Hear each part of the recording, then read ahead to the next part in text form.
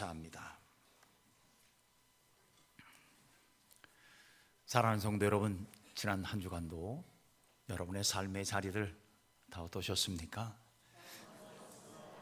그래요. 좋을 듯 말 듯 했습니다 라는 그런 표현처럼 힘든 삶입니다. 그럼에도 불구하고 우리 하나님이 우리와 함께 하심으로 우리의 삶은 어쨌든 좋았습니다라고 고백하는 그러한 위대한 성도가 될 수 있기를 바랍니다. 저는 위대하다는 말을 함부로 쓰는 것은 아니고요, 살아내는 것만으로도 여러분의 삶은 위대하다고 볼 수 있습니다. 여러분, 우리의 작은 숨소리 하나에도, 우리의 작은 신음에도 응답하시는 하나님이 우리와 함께 계심을 믿고 좋았습니다 고백할 줄 아는 우리 모든 성도님들이 될 수 있기를 바랍니다. 오늘 나오실 때 마음들, 발걸음들 어떠셨습니까? 그래요. 우리 그렇게 힘을 내서 또 한 걸음 내디디십시다. 여러분의 그 한 발걸음이 인생의 위대한 문을 여는 시작이 될 줄로 믿습니다. 자, 우리 함께 지난 주간 주신 말씀 돌아봅시다. 출애굽기 16장 35절 시작. 사람이 사는 땅에 이르기까지 이스라엘 자손이 40년 동안 만나를 먹었으니 곧 가나안 땅 접경에 이르기까지 그들이 만나를 먹었더라. 출애굽기 16장 35절 말씀. 아멘. 오늘 주신 말씀입니다. 시작. 믿음이 없이는 하나님을 기쁘시게 하지 못하나니 하나님께 나아가는 자는 반드시 그가 계신 것과 또한 그가 자기를 찾는 자들에게 상 주시는 이심을 믿어야 할지니라. 히브리서 11장 6절 말씀. 아멘.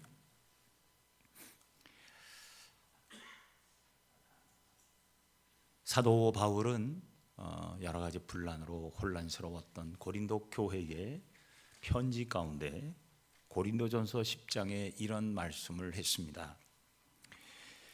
그런즉 너희가 먹든지 마시든지 무엇을 하든지 다 하나님의 영광을 위하여 하라. 고린도전서 10장 31절의 말씀이지요. 무엇을 하든지 다 하나님의 영광을 위하여, 하나님의 영광을 위하여. 자, 그렇다고 한다면 하나님의 백성의 삶의 목표는 분명합니다. 우리는 먹든지 마시든지 살든지 죽든지 하나님의 영광을 위하여 살아야 될 존재라는 거지요. 자, 그렇다고 한다면 하나님의 영광을 위하여 산다는 게 뭘까? 하나님께 영광을 돌린다는 말은 뭘까? 이걸 좀 쉽게 풀이하면 이겁니다. 하나님을 기쁘시게 하라는 것입니다. 하나님을 기쁘시게 해야지요. 우리가 무엇을 하면 하나님이 기뻐하실까요? 성공하면, 1등하면, 금메달 따면 우리 하나님 기뻐하실까요? 공부하는 자녀를 둔 부모의 입장에서는 아이들이 뭘 들고 올 때 제일 기뻐합니까? 저희 어머님도 제가 성적표 아니면 상장 이런 거에 굉장히 민감하셨지요. 상장을 들고 오면요 굉장히 좋아하셨어요. 성적표를 들고 오는 자식은 늘 우울한데 성적표에 좋은 게 나오면 부모는 또 기뻐합니다. 그런데 돌아보니까요, 지금 생각해 보면 그런 것 같아요. 저희 어머님이나 부모님이 저를 제일 기뻐했을 때가 언제일까? 저를 제일 기뻐할 때가 언제일까? 제가 그래도 믿음의 줄을 놓지 않고 살았던 걸 가장 기뻐하지 않으셨을까? 저는 그 생각이 들더라고요. 그게 가장 기쁜 일인데 이건 어떻게 말로 표현을 하자니 참 설명이 쉽지 않은 부분입니다. 우리가 성공하고 1등하고 능력이 있고 모든 걸 다 이룬다고 해도 사실은요, 믿음이 없으면 하나님을 기쁘시게 할 수 없다. 오늘 성경에 분명히 말씀하고 있어요.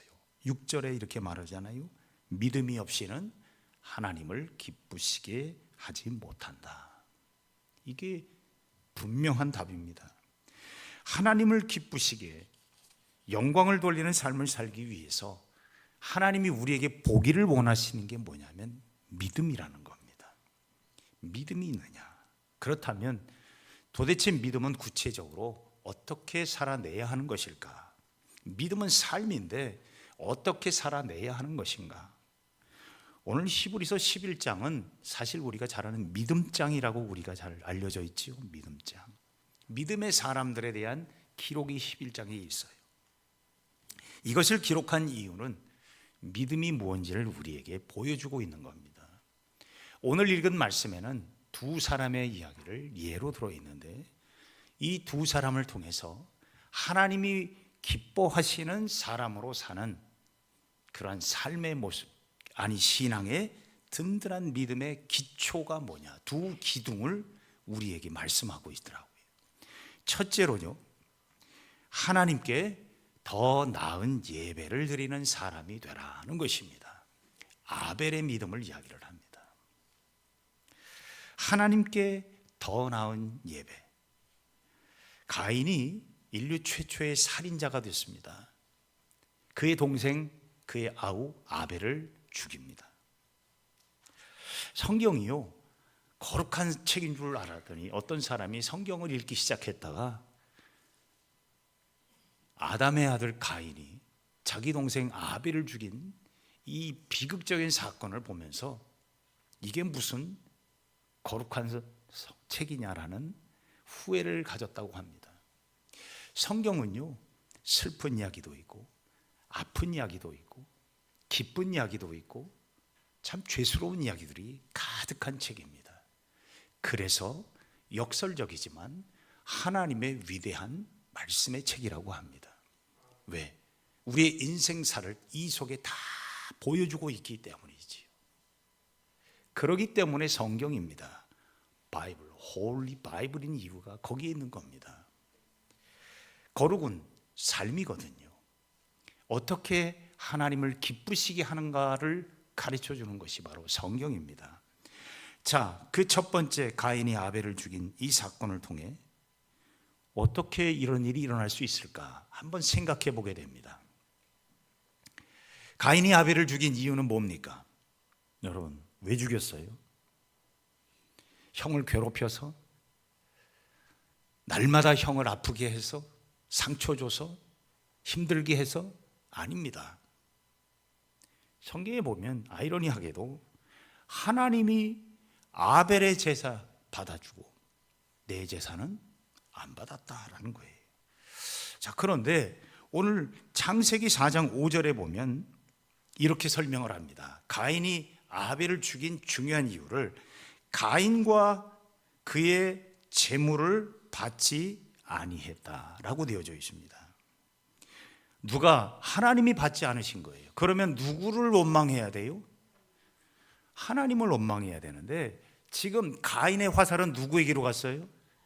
아벨을 향해 있습니다. 엉뚱하게 멀쩡한 아벨을 죽입니다. 예배 잘 드리고 살아있던 아벨을 죽여요. 아벨이 그렇게 죽음을 당할 만큼 잘못한 것도 아닙니다.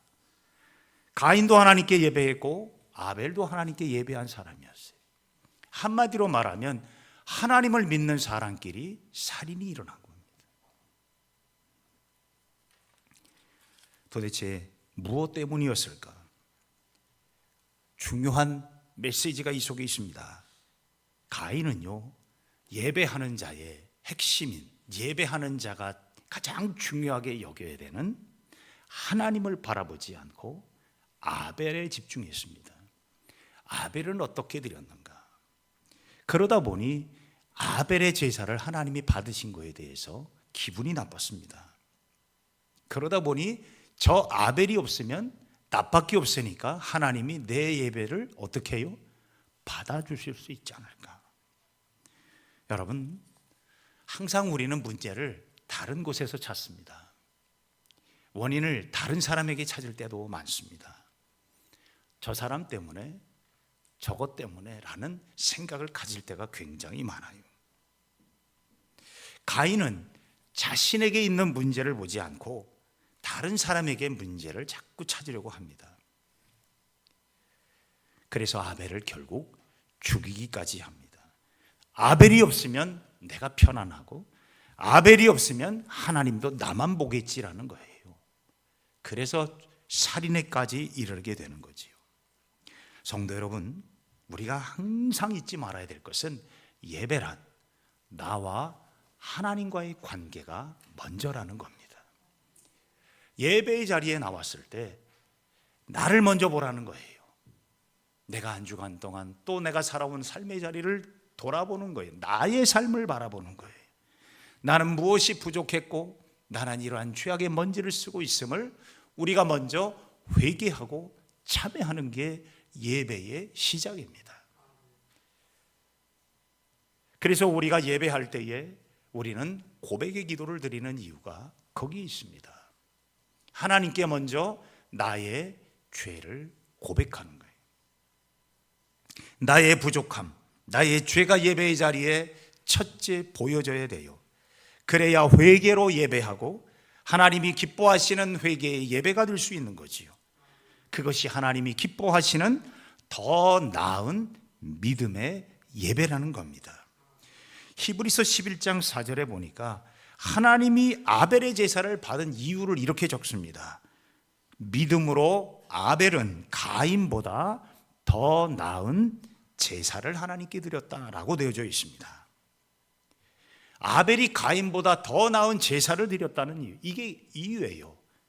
그런데 우리는 이 아벨의 제물은 받고 가인의 제물은 받지 않았다는 이유를 여러 가지로 신학적으로 해석을 합니다. 그런데 저는 이 말씀 속에서 깨닫는 바가 뭐였냐면 제물 때문이 아니었다는 거예요. 더 나은 제물을 드렸기 때문이 아니라 더 나은 제사를 드렸기 때문이라고 했어요. 더 나은 제사. 가인은 농사를 졌지요. 그리고 아벨은 양을 치고 목축업을 했어요. 자, 그러면 하나님께 드릴 때에 자기의 삶에 가장 좋은 것을, 농사를 짓는 사람은 농산물을 드렸을 거고, 그 다음에 양을 친 아벨은 자기의 가장 귀한 첫 새끼를 하나님께 제물로 드렸다는 겁니다. 이 제물에 대해서 하나님은 아무런 말씀하지 않았어요. 더 나은 제물을 드렸기 때문이라고 하지 않았고 더 나은 제사를 드렸다는 것입니다. 창세기 4장에 기록된 말씀에 보게 되면 세월이 지난 후에 가인은 땅의 소산으로 제물을 삼아 여호와께 드렸고 아벨도 자기도 양의 첫 새끼와 그 기름으로 드렸더니 여호와께서 아벨과 그의 제물은 받고 가인의 것을 받지 않았다라고 기록하고 있습니다.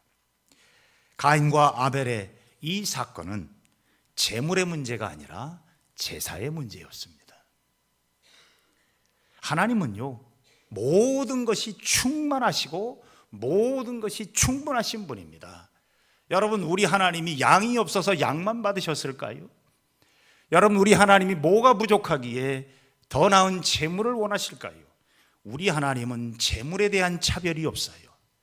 하나님은 우리의 더 나은 예배자의 마음을 보기를 원하신다는 겁니다. 이스라엘의 제사법에 보면 자신의 능력에 맞게 가난한 자는 가난한 자대로, 부유한 자는 부유한 자대로 자신의 최선을 다해서 하나님께 예물을 드리라고 되어져 있습니다. 부유한 자는, 넉넉한 자는 소를 잡을 수도 있어요. 그러나 가난하고 힘든 자는 밀가루 가루 아니면 비둘기 한 마리로도 하나님께 충분히 제물이 돼요. 중요한 건 내 마음의 예배자가 진실하냐는 겁니다. 이것을 하나님이 보기를 원하시는 거죠. 그런데 가인은 오해했습니다. 하나님이 더 나은 제물을 좋아하시는구나. 그러면 더 나은 제물을 줄 수 있는 저 아벨을 죽이면 저건 다 누구께 돼요? 내게 되니까 나도 저걸 드릴 수 있겠구나. 가인은 충분히 오해했습니다. 그래서 아벨을 시기하고 죽이기까지 했습니다. 사랑하는 성도 여러분, 우리 하나님은 부족한 것이 없으신 분입니다. 하나님은 모든 것이 충만하신 분인데, 하나님이 우리에게 받기를 원하시는 제사는 신령과 진정으로 드리는 예배. 이 신령과 진정이라는 단어 속에는요, 나를 보라는 말이에요. 내 마음에, 내 삶에, 나의 모습을 하나님께 나와 먼저 고백하고 회개하는 심령을 하나님은 원하신다는 겁니다. 그리고 감사함으로 예배하는 거예요. 사랑하는 성도 여러분, 오늘 우리도 예배의 자리에 나왔습니다. 예배의 자리에 앉아서 지금 누구를 무엇을 생각하고 계십니까? 예배는요, 하나님과 나와의 진실한 관계가 회복되는 순간입니다. 나의 부족함과 연약함을 하나님이 채워주시는 시간이고, 하나님께서 위로해 주시는 시간이고, 하나님의 은혜를 더해 주시는 시간입니다. 아벨을 생각하지 마십시오. 가인은 가인으로서 자기만의 최선의 예배를 드렸다고 했다면 이러한 엄청난 실수를 범하지는 않았을 텐데 말입니다. 다른 사람이 아니라 먼저 나를 바라보는 예배자가 되시기를 바랍니다. 그것이 더 나은 제사를 드리는 믿음의 성도요, 그 사람을 하나님은 기뻐하시고 축복하실 줄로 믿습니다. 두 번째로, 하나님과 어디든지 동행하는 사람, 에녹의 믿음을 말씀하고 있습니다. 하나님과 어디든지 동행하는, 하나님이 기뻐하시는 사람이지요. 오늘 본문 5절에 보니까 믿음으로 에녹은 죽음을 보지 않고 옮겨졌다라고 되어져 있습니다. 그리고 하나님이 그를 옮기심으로 다시 보이지 아니하였느니라. 그는 옮겨지기 전에 뭐라고 불렸다? 하나님을 기쁘시게 하는 자라 하는 증거를 받았다라고 기록합니다. 성경에 보면요, 에녹이라는 이름이 여러 군데 나옵니다. 크게 두 사람이 있는데, 첫째로는요, 아이러니하게도 아벨을 죽인 가인이 아들을 낳았는데 그 아들의 이름을 에녹이라고 했습니다. 창세기 4장 16절 17절, 가인이 여호와의 앞을 떠나서 에덴 동쪽 놋 땅에 거주하더니 아내와 동침함에 그가 임신하여 에녹을 낳은지라. 가인이 성을 쌓고 그의 아들의 이름으로 성을 이름하여 에녹이라 하니라. 아이러니하지요. 가인이 아들을 낳고 에녹이라고 이름을 줬어요. 그런데 이 에녹이라는 이름의 뜻을 살펴보면 이런 뜻이 있습니다. 감화시키다, 감동시키다라는 말이 있어요. 저는 이 가인이 아들을 낳고 에녹이라고 이름 지은 그 속에 그 뜻을 한번 이렇게 곰곰이 생각해 보니까 그래요. 가인이 자기의 실수를 생각하지 않았을까? 그리고 이제는 하나님의 마음을 감동시키는, 감화시키는 자가 되라. 이 가인이 깨달아서 아마 이 이름을 짓지 않았을까? 감화시키다. 여러분, 하나님의 마음을 기쁘시게 하는 자가 된다는 것과 어떤 의미로 보면 연결되지 않을까 하는 생각도 들어봅니다. 가인이 아들의 이름이 자신이 깨달은 말을 아마 담지 않았을까? 그런데 또 이 단어 속에는 아벨을 이룬 후 거기에 있다는 것을 보니까 창세기 4장에 보면, 창세기 5장에 보면 또 다른 에녹이 나옵니다. 그 에녹은 누구냐면 야렛은 162세에 에녹을 낳았다라고 되어 있는데, 이 야렛은 누구의 후손이냐면 아담이 아벨을 잃고 아들을 하나 더 낳습니다. 그 아들의 이름이 셋인데 그 셋의 후손이에요. 그러니까 이 에녹은 아담의 후손입니다. 오늘 히브리서 기자가 말한 이 믿음으로 에녹이라는 이 에녹은 오늘 이 아담의 셋의 후손 중에 한 사람이라는 거지요. 그런데 이 야렛의 아들이 오늘 본문에 나오는 이 사람인데, 이 사람이 왜 오늘 본문에 나오게 되어 있냐면 하나님을 기쁘시게 한 자라는 이유가 뭘까? 여러분, 창세기 5장 23절 24절을 봅시다. 그가 몇 세를 살았냐면 365세를 살았던데 에녹이 하나님과 뭐했다? 동행했다. 하나님이 그를 데려가심으로 세상에 있지 아니하였다라고 되어 있습니다. 참 저는 이 말씀을 이렇게 보면서 에녹이 한 게 뭐밖에 없어요? 그의 365년 동안 한 일이 뭐예요? 하나님과 동행했다는 거예요. 근데 이거 하나 때문에 에녹은요, 하나님이 죽음을 보지 않고 휙 하고 그냥 바로 데려가셨어요. 세상에서 그의 흔적조차 없이 그를 데려가셨다. 그 이유가 다양한 놀라운 이유가 아니라 하나님과 동행했다. 사랑하는 성도 여러분, 하나님과 동행했다는 이유 하나만으로 이러한 엄청난 복을 받은 사람 에녹인데, 한번 생각해 보십시다. 사실 셋 아담의 후손에 이 에녹은 중간쯤이에요. 한참 내려와서 중간쯤이고, 그 조상도 에녹의 윗사람들도 있고 후손들도 있어요. 그런데 이 모든 그런 자손들 중에 에녹만 하나님과 동행했을까요? 사실 그들이 하나님을 모르는 후손들은 아닙니다. 하나님을 아는 자들이었어요. 그런데 에녹만 굳이 이런 이유가 뭐였을까? 에녹에게는요, 동행은 동행이지만 특별한 동행이 있었던 것 같아요. 그게 뭐냐? 365년 동안 하나님과 동행, 쉬지 않고 하나님과 동행이라는 특별한 동행이 있었습니다. 여러분, 하나님은 그런 에녹을 보면서 기뻐하셨다라는 것입니다.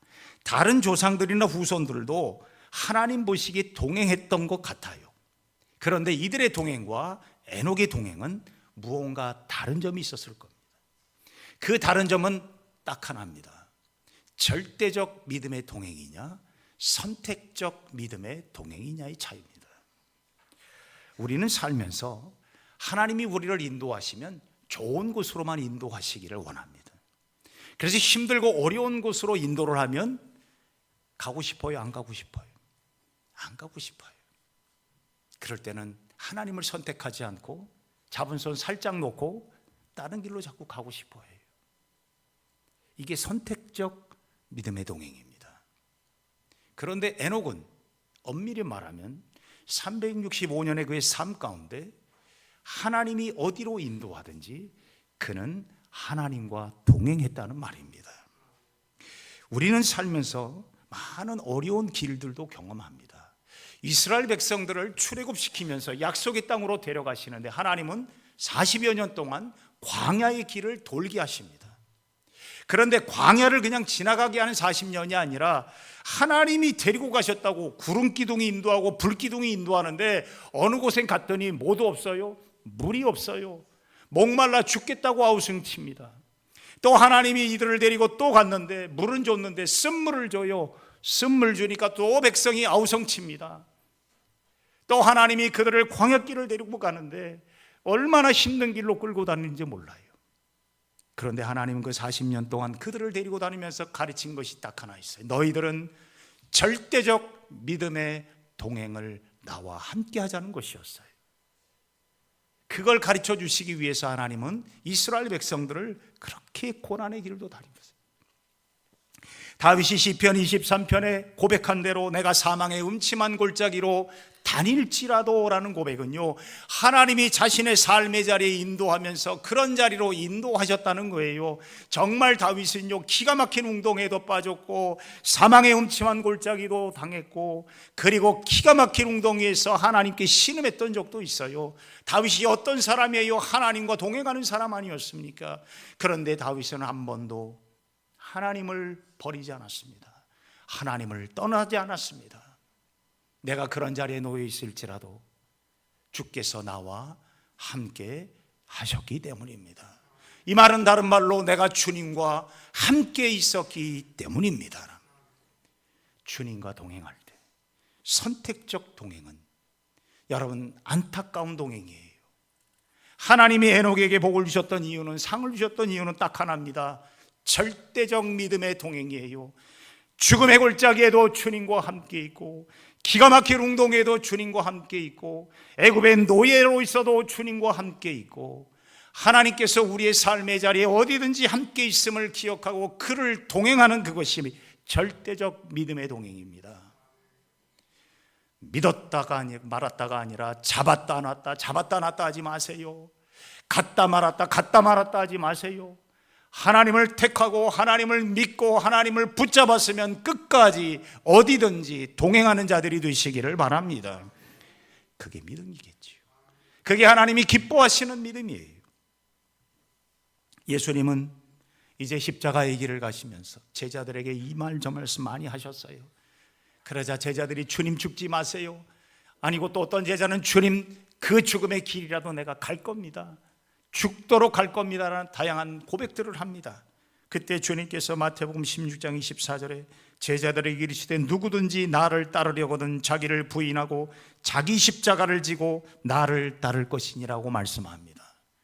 여러분, 하나님은 우리의 삶의 자리에 이 세상의 완전한 길로 우리를 이끌지 않으실 때도 있어요. 좋은 길, 행복한 길, 기쁨의 길, 아름다운 길로만 인도하지 않아요. 때로는 우리를 광야와 같이, 기가 막힌 웅덩이와 같이, 깊은 골짜기와 같이, 높은 산과 같은 그런 길로도 우리를 이끌고 가실 때가 있어요. 그런데 잊지 마십시오. 주님이 함께 계시면 산은 넘을 수 있고 강은 건널 수 있고 계곡은 지나갈 수 있고 사망의 음침한 골짜기에서도 우리는 살게 될 줄로 믿습니다. 이게 신앙인의 마음이어야 돼요. 이게 없으면 우리는 얼마나 자빠지고 깨지고 슬픈 인생인지 몰라요. 에녹의 동행은 그러므로 선택적 동행이 아니라 절대 믿음의 동행이었습니다. 그러기에 하나님은 그런 에녹에게 상을 주셨고 죽음을 보지 않게 하셨다고 했습니다. 그리고 오늘 히브리서의 이 히브리서 기자는 그 에녹을 특별히 한 예로 우리에게 보여주면서 우리도 그렇게 되기를 원하고 계십니다. 사랑하는 성도 여러분, 하나님을 기쁘시게 하는 믿음의 사람은 인생의 어떤 상황과 어떤 길도 하나님과 어디든지 끝까지 동행하는 성도들인 줄로 믿습니다. 그 믿음의 하나님은 우리에게 상 주십니다. 오늘 본문 6절을 우리 다 같이 한번 읽어볼까요? 시작. 믿음이 없이는 하나님을 기쁘시게 하지 못하나니 하나님께 나아가는 자는 반드시 그가 계신 것과 또한 그가 자기를 찾는 자들에게 상 주시는 이심을 믿어야 할지니라. 아멘. 여러분, 세상의 상도 좋습니다. 그러나 우리에게 하나님이 주시기를 원하는 상이 있어요. 하늘의 상급입니다. 그 하늘의 상급을 누려야 진짜 상을 받은 사람입니다. 우리 모두 믿음으로 어제보다 오늘, 오늘보다 내일 더 나은 제사를 드리는 더 나은 예배자가 되시기를 바랍니다. 에녹의 믿음처럼 어디든지 끝까지 절대적 믿음의 동행을 하는, 결코 주님의 손을 놓지 않는 믿음의 성도들이 되어 하나님 기뻐하시는 인생을 사십시오.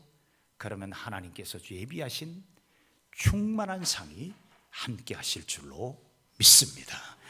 기도하십시다. 사랑이 많으신 주님, 감사합니다. 오늘도 하나님께서 우리 가운데 함께 하시고 우리에게 힘을 주시고 능력을 더하여 주심을 감사합니다. 하나님을 기쁘시게 하는 사람, 하나님께 영광을 돌리는 사람으로 우리에게 믿음을 주셨으니 하나님 더 나은 예배자로 하나님께 믿음으로 나아가게 하여 주옵소서. 하나님, 우리에게 에녹과 같은 절대적 믿음의 동행의 사람이 되게 하여 주옵소서. 그리하여 하나님 붙잡은 이 손 놓지 않게 하시고 어디든지 어떤 상황이든지 주님과 동행하는, 그래서 하늘의 상을 받는 주의 백성들이 되게 하여 주옵소서. 예수님의 이름으로 기도하옵나이다. 아멘.